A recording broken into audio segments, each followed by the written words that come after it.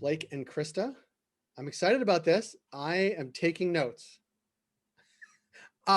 We are talking, of course, about accessories as part of this thing, but we're also talking about inventory and inventory strategy. And I want to start there. And Blake, I want to go to you. You're a data scientist, so you're looking at lots of data all the time, and you're at Headset, so you're certainly thinking about what's happening in stores. How are you thinking about the inventory mix that retailers should be thinking about and evaluating? Like, how do you think about it when you look at that sort of data? Yeah, so I think there's really two layers to looking at store assortment in terms of inventory. So there's a really high level classification. So think about things like in categories. So you want to know how much of my inventory should really be focused on flower versus beverages versus accessories versus pre-rolls, all those different categories. And that's a really high level thing that retailers really need to nail because that's the cornerstone of how they formulate the rest of their inventory strategy. But I think the more complicated part of inventory comes when you go one layer deeper than that, which is on a SKU level.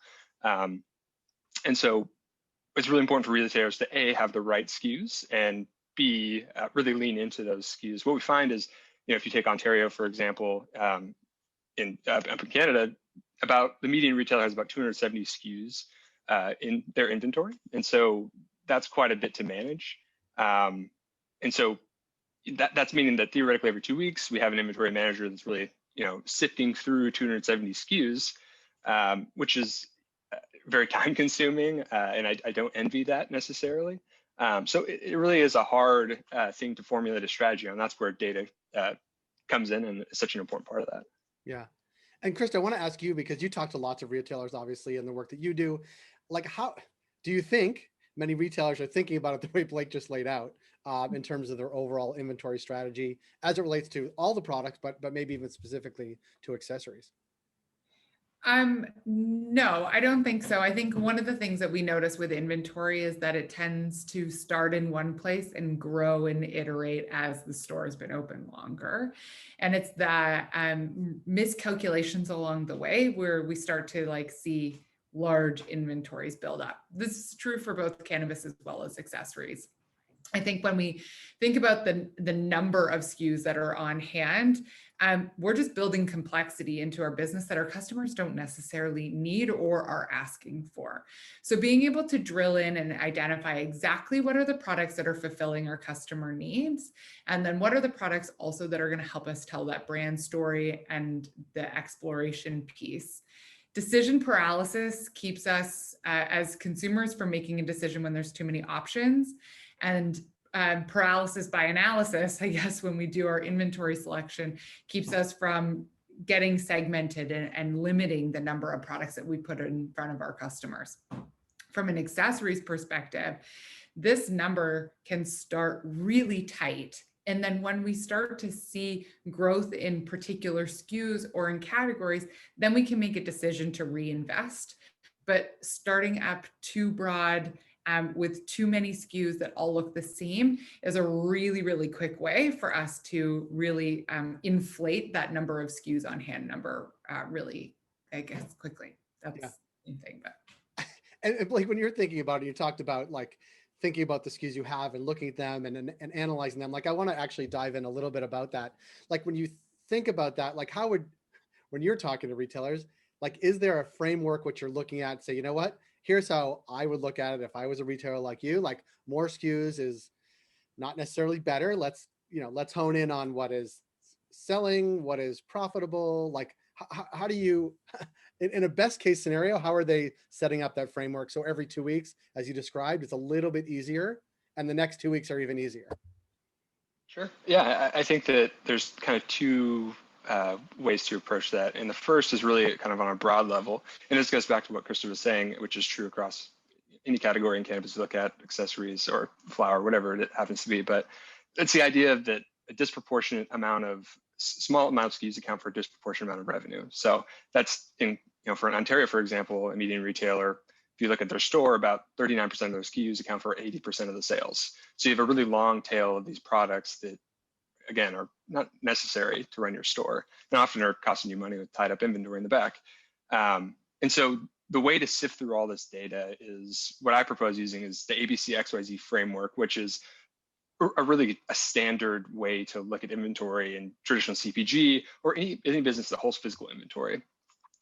So what ABC XYZ is a way to, within every category, to assign a grade to a SKU that gives you an objective way to say, okay, this SKU is outperforming this SKU is on the tail end. I'm not going to order this in my next 2-week cycle.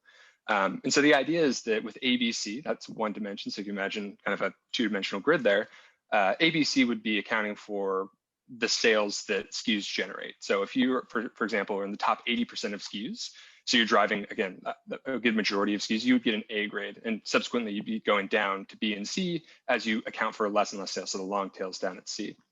And so, but we all know that products are not created equally.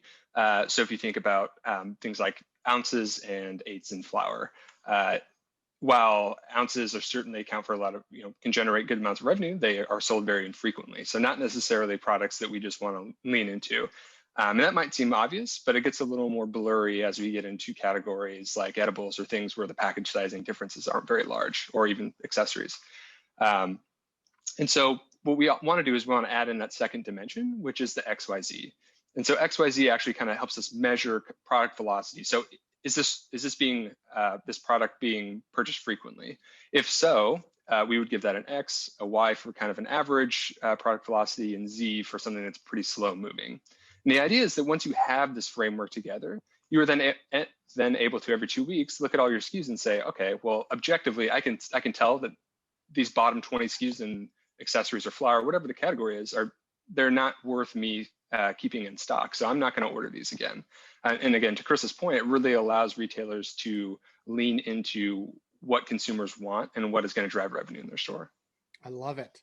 Krista, I really do. And it's like, it's bringing the data science into cannabis retail, which I love. And Krista, I actually want to ask you, because your purview certainly is a lot broader than mine and much deeper than mine as it relates to anything related to retail. But is this how longer term retail folks who have been in business more than 6 months or a year are thinking about all the SKUs that they evaluate all the time in an ongoing way? Like, are we just applying this to cannabis? This exists other places, yes? Yeah, this exists other places, and there are other filters that we can add in as well to even understand where a SKU might be introduced, when, and why. And but being able to identify and understand the performance from a revenue as well as from a velocity perspective are so important. So when we think about accessories, you might gain a pretty good amount of revenue from selling a bong, for example. But the velocity of rolling paper will far exceed what you will sell in terms of bongs. So you might actually end up seeing over a period of time more revenue come from the velocity of selling rolling papers.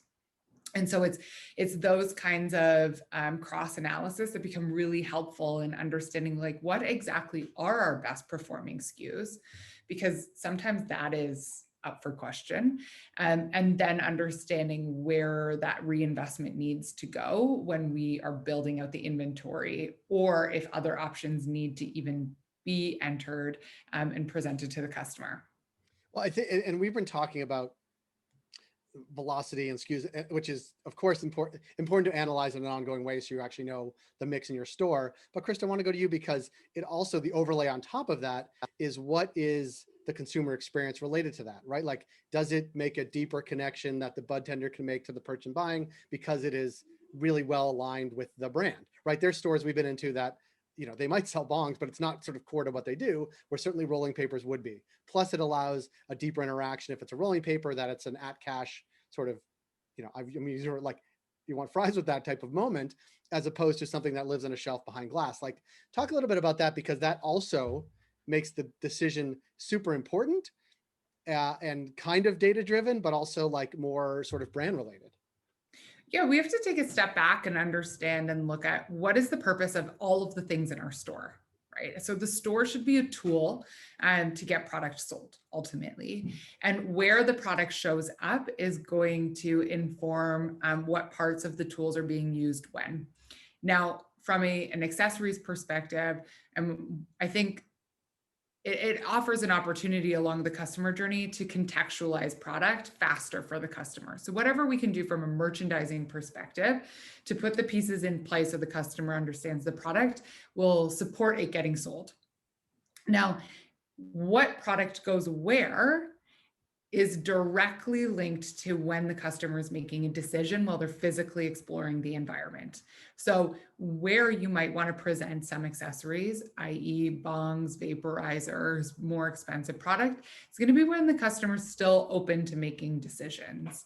When we get closer to the cash, we know that customers are more and more closed-minded in terms of what they're open to purchasing. We know this based off of traditional retail, and we've seen the same patterns happen in cannabis. Grocery stores are a very good example of this. And when we get into a cannabis store, we think about more of the impulse product that as you get closer to the cash, it's an easier decision to wrap your head around as a customer. It's the lighter, it's the rolling papers, it's cones. It's those moments that allow us to leverage the final decision-making process. That is not to say from a customer journey perspective or from an accessory perspective necessarily that having lighters is more valuable than having a bong, but what you have to understand is what role they play in your customer's understanding of your retail environment and really overall your brand. Yeah. And it's so, I really am taking notes and super excited. And I realize when you say it, I literally reach on my desk and I have things exactly what you're talking about that were in my customer journey that actually deepen the connection of the brand, will probably be pretty good for business and a high velocity SKU, even though it's not the high dollar thing that I bought because I didn't buy that, but it does deepen that connection.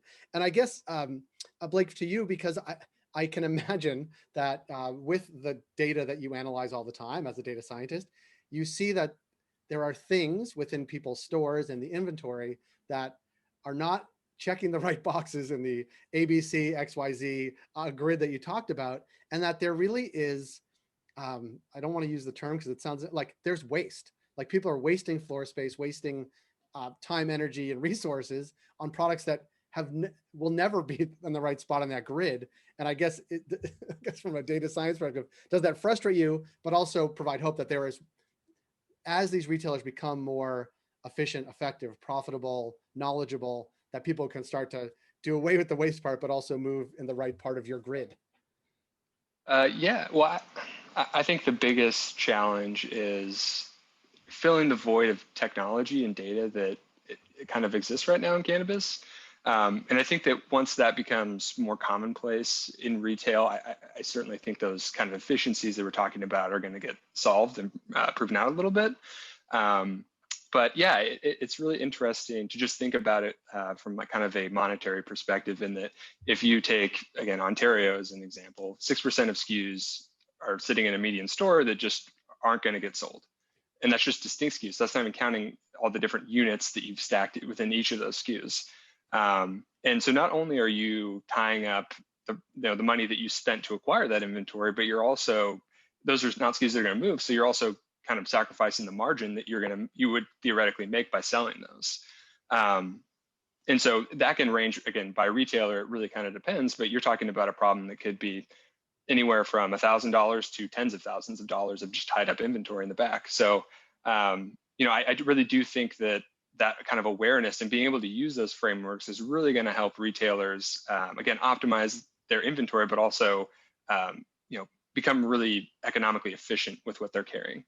Yeah, we need more of that. And Krista, I want to sort of end with you because we just heard in the previous segment, we talked to Ben Tran, the House of Cannabis, and notwithstanding the fact, or including the fact that he had a cool bong in the actual shot. But I want to ask you because we often talk to folks who are in the get up and go sort of component, like they're starting up. Like, what is your advice to folks that don't have the sort of historical view of what's sold or not sold over the past 3 and 6 months, but they're getting going from day one? Like, is it a start small and expand versus like throw spaghetti at the wall and like see what buy? Like, how would you think about as a startup, thinking about what to put in store? Yeah, I think Blake just kind of laid it out for us is once the money has been invested, and if you do take a spaghetti at the wall approach, it's harder to get back. We've got to figure out a way to get that product sold. And so depending on how long it's been in the store, you're now needing a strategy around promotions and potentially discounts. Whereas if we start small and reinvest in where the revenue is coming in, then we have an opportunity to iterate accordingly. And so like start small, especially with accessories. There's an opportunity to be very specific with what products we're carrying and then deepen that assortment based off of once we get to know our customer. But we don't need to be carrying 10 different products that all service the same thing. And that's really one of the areas where I think that the focus can come from, is saying, what is the product? What problem does it solve? What is the price point? And then the last filter being, do I already have something that does fulfill this? If I do, then probably we want to pick one instead of going with all. Yeah. Blake and Krista, I really want to thank you because I'm not ready to start a store, but if I am, I'm coming back to both of you because I feel like you could save me a lot of angst down the road, but also I just think it's a really thoughtful approach, which is what we're trying to do here through this Cannabis Retail Series, because there's so much to learn. This is the sort of store part, but the regulatory part, which talked about how to actually set up the infrastructure, all these things are so challenging, especially if you've never done them. So thank you very much for your time today and ongoing partnerships, both with Vetrina Group and Headset, because I think we're really providing value to the sector. So Blake and Krista, thank you very much. Thanks, Jay. Yeah, thanks for the time.